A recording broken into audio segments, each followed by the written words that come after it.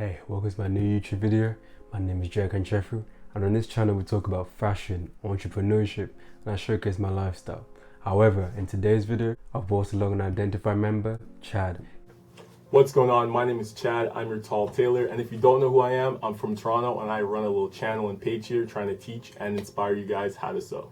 And it teaches how to create shoulder bags out of an old pair of trousers, all by hand. If you don't know already, I've created a video with an I.Dentify member, Ashton. Links up here to check it out. But if you don't know what I.Dentify is a community full of creatives, from graphic designers, photographers, illustrators,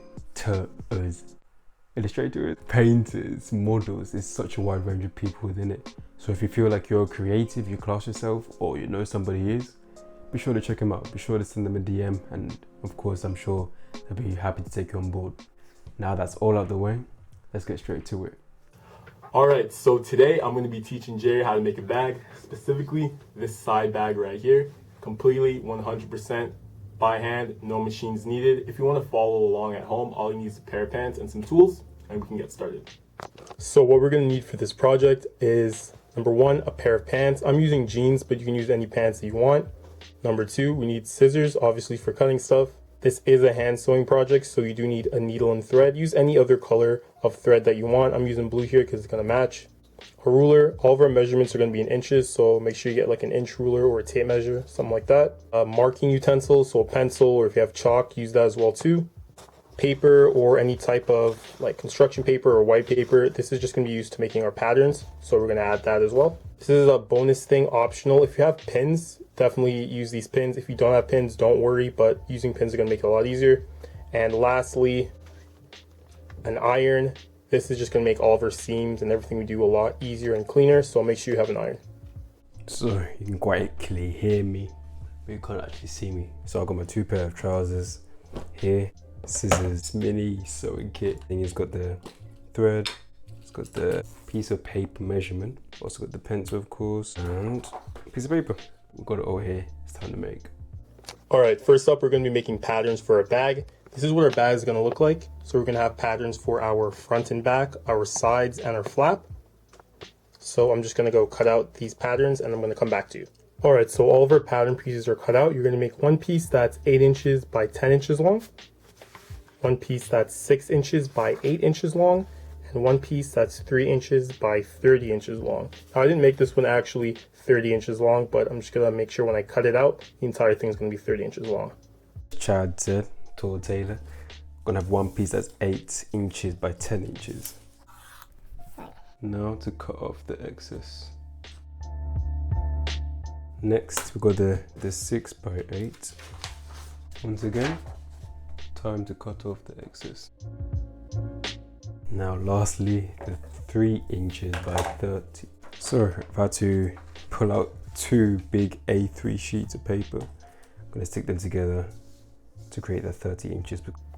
So with your two larger pattern pieces, the 8 by 6 and the 8 by 10, what you want to do is in the corner, after you fold it in half, make a 1 inch by 1 inch square on both of them, and take a circular thing like a piece of tape or a water bottle or a cup or whatever, and then just align it in the circle, and then take your pencil and then just make a circle right there. And after you do that, cut it off.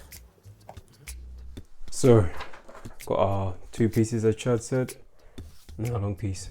I'm gonna fold them in half. Before you start folding, I just wanted to say, make sure you fold along the 8-inch side and cut on the 8-inch side. Make your curves on the 8-inch side and no other place, because this is where I messed up, and you'll see the outcome later on. Continue, guys. As perfectly as possible. Now we need a 1 by 1 square in the corner. So here I've drawn extended square so that I get the square shape. Now with everything cut out, it should look like this. It's a nice circular edge. Now that you have that done, you're going to just cut these on the fabric. For the 8 by 6, cut 2.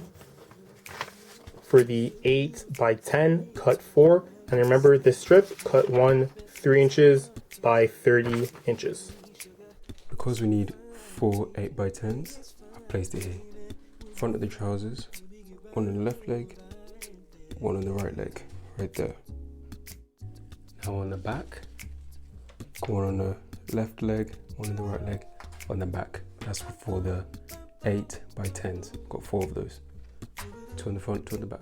Now for the 6x8, I've gone all the way come to the bottom of the legs. Got 2 of those because you need 2 6x8. So at the front, go all the way down to the bottom. That's where I've marked them. Lastly, for the 30x3, come to the back of the trousers, come all the way down the leg. That's where I've marked it. Remember the back of the trousers all the way down the leg for the 30x3. Now time to cut. All right, so we have all of our pieces cut out. We have 4 of the 8x10s, 2 of the 8x6, and then the 3x30. I didn't have enough fabric to make it one long 30-inch piece, so I cut it up into smaller pieces, and I'll just sew these together. So now we've got the first bag all cut up, second bag all cut up. Chad, what's next? So the first thing we're going to do is we're going to take these 2 6x8 pieces and sew them together. So what you want to do is take these 2 pieces, put them face to face, and we're going to stitch around 3 sides. So this side here, the curved side, and this side here. Leave this side open as well, and we're going to stitch a 1/4 inch from the edge. To help you stay on track, if you want, you can take your ruler and measure a 1/4 inch, and if you want, you can mark the edge and then mark that all the way around the side. So now you're just going to thread your needle, put your thread through the eye of the needle and double it up, and then you're just going to knot the end of your needle there. Take your fabric, you can pin it. This is where the pins will come in handy. If you don't have pins, again, that's okay. And then you put your needle through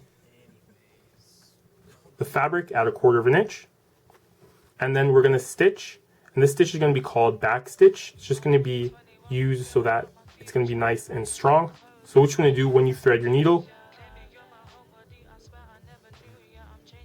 and you put it through the fabric, you want to go forward 1 stitch, again a 1/4 inch from the edge, go forward 1 stitch, and then you want to put your needle back behind the middle of the stitch that you just made. So I'm not sure if you can see that there. So I put the needle through the stitch that I just made, the middle, and when I do that, I go forward another stitch length, and then I put the thread again through the middle of the stitch that I just made. So I'm going back. That's why it's called back stitch, because you stitch forward and then you go back through the stitch you just made. Again, one more time. So I stitch this forward, and then I put the needle in back through the stitch I just made. And we're going to do that process throughout the entire length of the 3 sides here. And after that's done, you can go on to the next step. So as Chad said, we've got the 2 8x12s, and I'm gonna make sure they're facing each other. We're going to do a back stitch, and he explained what to do. So here we go. Alright, so now that we got that out of the way, as you can see, the stitches go all around the 3 sides. What we're going to do is we're going to take scissors or snips or something like that, and then we're just going to cut little pieces off the curved edge. This is just to make sure that the edge fits nice and smooth, because after that we're going to flip it inside out and make sure all the edges are poked out nicely. Make sure the curve's nice. I'm going to fix that later, and then we're going to take it to the iron and iron it flat. So we have done it. Of course, we flipped it inside out and ironed it down, but oh my days, you can really tell that this is not going to plan. it's got straight and there's no curve at the bottom. But I do think I've done it wrong, because it was meant to be like this, not like this. But hey, this is my version, let's call it. But anyway, I'm going to do the second one now and get back to you guys. So we're back. I done the flaps wrong, but hey, it's learning, we're all learning. So here's first one, and here's the second one. But anyway, next step. Now that the ironing is done, you can see the curves look nice and perfect. There's one, there's the other one, and this edge is raw. What we're going to do is take two pieces, and when I cut these out, I just cut back pockets on these because I thought it looked kind of cool. You don't have to do this if you don't want to. Take two pieces, put one face up, and then put our flap in the middle. Take the other one, put it face down, sort of sandwich the piece that we just sewn in between them, and we're going to stitch all the way across here using the same back stitch. Alright, so here's what it looks like with the piece that we just sewed sandwiched in the middle. And again, we're going to sew a straight line all the way here. You can pin it again if you want to. You don't have to. It's just going to make it a little bit easier to have everything pinned together. And we're going to stitch again 1/4 of an inch from the edge of the fabric. So we're going to stitch 1/4 of an inch here, and then we're just going to back stitch it again. Alright, so now the stitch is done, what we're going to do, same thing as last time, just flip it over. You see the first piece we made. Flip that over. And now take our iron and iron the whole thing down flat. Make sure you really iron the seam here so it's nice and straight. Voila, two pieces. I'm just going to iron this seam here and here, flip it over and do the same. So now that this is ironed, we're going to take these three pieces. Remember, this is supposed to be the 30-inch piece. I have it all separated because I didn't have enough fabric. So if you didn't separate it, then you can skip this step. But if you separate it, then what you're just going to do is sew these pieces together, 3 or 2 or 4, how many you have, and just make sure the total comes up to 30 inches.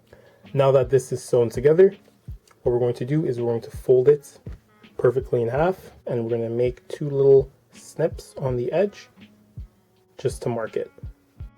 Now that these 2 snips are made, little tiny ones there, we're going to do the same thing with these parts. Fold them in half and make little snips on that side. Make sure it's on the curved side. Now that that stuff's out of the way, we're going to put these 2 pieces, the straight side to right side, just like that, and sew again 1/4 of an inch, back stitching all the way across here. Alright, so we sewed these 2 pieces together. So what we're going to do now is just press the seam all the way open. Take your iron and just press the seam open. So as Chad said, we've got our 230s, and I've done the snippets a bit too big, but hey, done our snippets on the 230s. We're gonna get one of our bigger pieces and do a snippet on the corner on one side, not 2 sides, on one. I messed up. I put it on both sides. However, I'm gonna do it properly on the next. And that's what the seam looks like now that's pressed. Nice and straight. So now we take our strip, and on each end we just fold it towards the inside about 1 inch, and then just iron that down straight. Now this part is going to be a little bit tricky. That's why it does help if you have pins. First, you're going to pin the strip all the way around the bottom of these 2 things. Make sure that the right side is facing the front, so this is the wrong side, it's the right side. Make sure it's facing together, and make sure this little notch that we made lines up so that it's even on both sides. And then you're going to pin those down there so it stays, and then on this line right here we're going to fold it over, and then you can use your iron to press it down to make it a little bit easier. And then now we're going to stitch all the way over here. You can pin it down to make it easier again, but we're going to leave a 3.5 inch space that we're not sewing. So this is where I messed up. I've made a cut here, when in fact, as Chad said, we want it to be down here. And put it down in place. I don't have any pins, which does make things harder, but we'll get by it. And just to reiterate again, 1/4 of an inch space from the edge, and then we're back stitching everything.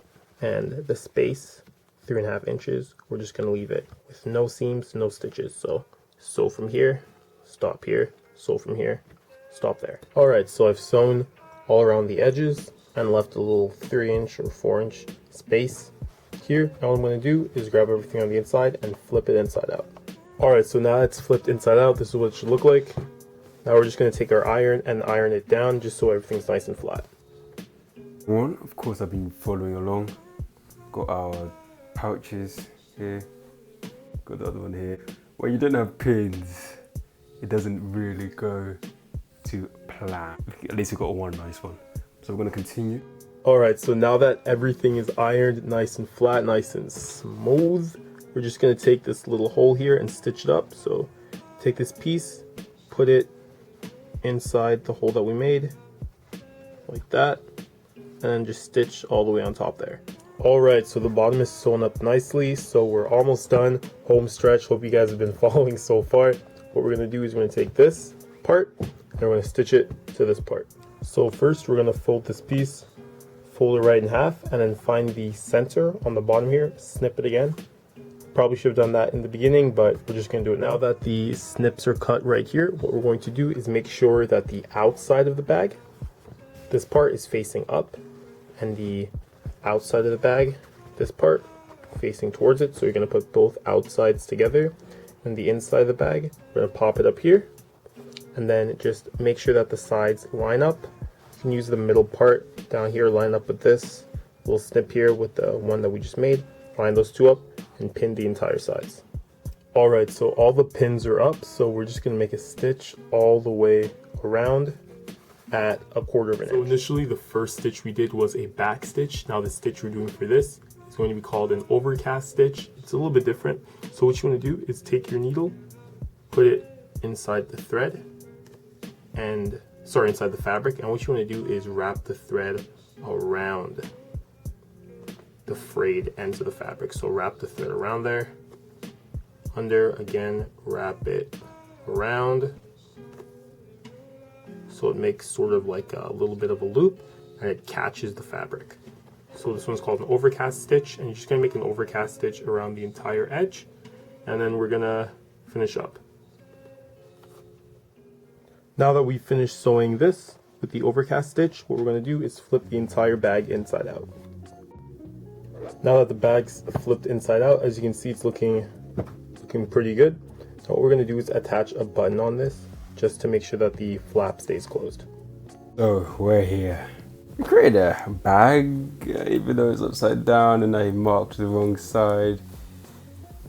Yeah, we've created something, and there's stitching.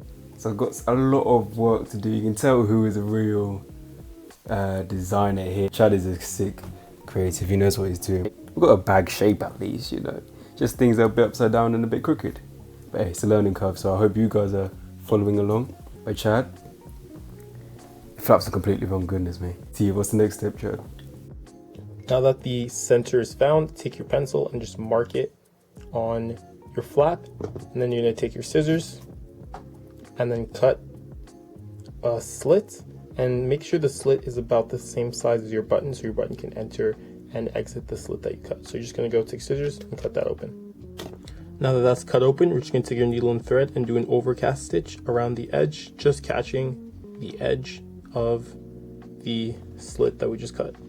Now that the buttonhole is made, we're just going to take our button and then sew it onto the back here. Just position the button on top and then sew it on.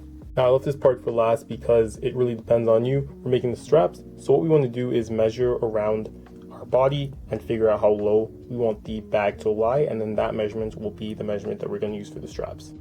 The measurement I got was about 50 inches, and the width of the strap is going to be 2 inches. So the length is going to depend on you, but the width, make sure it's 2 inches. And what you want to do, if you have one entire length, you can skip this step, but if you have, like I do, I have to take 2 pieces and sew them together. You're just going to make a back stitch about 1/4 of an inch away from the 2 straps when you line them up, and then sew that there with the back stitch. Now that we've sewn this together, seams right there, we're just going to open it up and then press the seam open flat.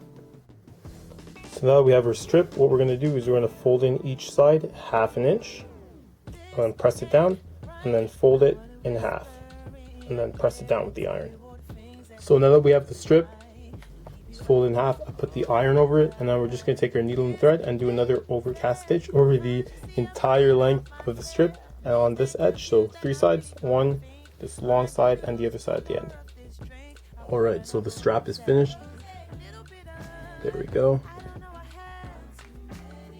Now all we're just gonna do is stitch it onto the sides of the bag, one there and one on there. And for this, we're going to use the back stitch method. So when you have your bags and your straps, what you want to do is just place the straps on the side here in the middle, and then as I said, just stitch around the sides using the back stitch. Make sure you try it on first so that the length of the bag, how it hangs on you, is something that you like. And then once you have that, just stitch it on. All right, we're done. This is what the bag should look like. It's the front, that's the back. And again, the straps are whichever length that you want to make it, longer, shorter, whichever one you want. Let me know how you did, Jerry, and if you did this at home, I don't tag Jerry in a pic or something like that. See how your bags turned out. Make sure to stay safe, wash your hands, and make sure to follow me on Instagram at The Tall Tailor and subscribe to my channel. Have a great day. Bye. So, I see Chad has made his bag, and now for my big reveal. I've got the bags right next to me, and as you saw, I messed up the stitching, I cut the bags wrong, I made a few mistakes, but it still came out okay. This is my first time sewing by hand. Let me show you the big reveal. So here it is, bag number one. Of course I went with a handbag kind of style. Flap is okay, it's not bad, it's not bad. Doesn't lock anything, but it's kind of unprotected, but it's functional.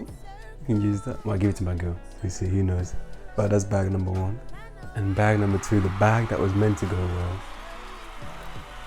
Here it is. Of course, went for the longer strap. But hey, for a first timer, you could actually wear this. I'm going to take a fit pic. And be sure to check it out on my Instagram. This is not bad, except the pocket's upside down, which is styling. I'm happy. First time, and I created this. And that's it. I hope you did enjoy the video. I hope you did, create something or learn something new. Do be sure to check out Chad. Check out his Instagram at The Tall Tailor and his YouTube channel at The Tall Tailor as well. He creates some sick clothes, pieces. He's always creating as well. And as I said, be sure to check out I.Dentify. So that is the end of the video. I hope you enjoyed. My name is Kanchefu. Thanks for watching. Have a good day, morning, night, evening. Stay safe, wash your hands, social distance, and I'll see you in the next one.